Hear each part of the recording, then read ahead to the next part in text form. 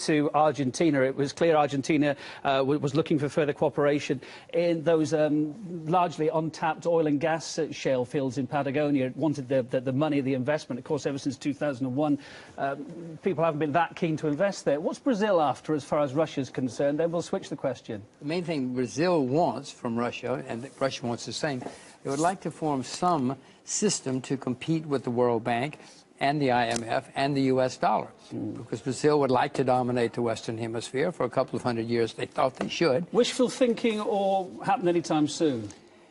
As long as India is involved, it probably won't happen anytime soon. But Brazil and China and Russia could certainly easily put together something to compete with the dollar. The United States dollar, Kevin, is a terribly flawed currency. I mean, I'm an American, I hate to say it, but we have serious problems with it. The world has serious problems, and we need something else. And maybe Russia, China, and Brazil can put together a competing currency.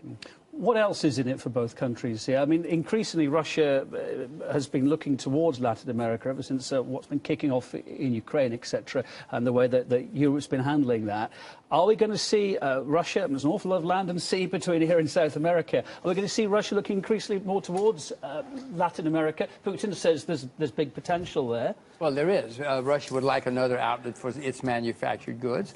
The South Americans would like another source besides the U.S. and Asia. But also, you know, Putin is pushing towards Asia, and the Latin Americans do a lot of business in Asia. The Chinese are all over South America. So this is a natural... Is it cost-effective to export goods from Russia all the way down to South America? Well, if nobody else will buy them.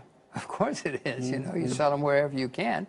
And the Latin Americans have the problem that America's a high-cost place to produce now.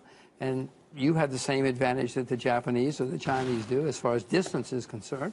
So, no, you can do it as well as they can. Will we see any time soon Russian businesses setting up business in Brazil, maybe? What's the workforce cost there? What's it like as a place to work? It's certainly cheap to do business in South America. There's no question about that. And they do have a reasonably educated workforce.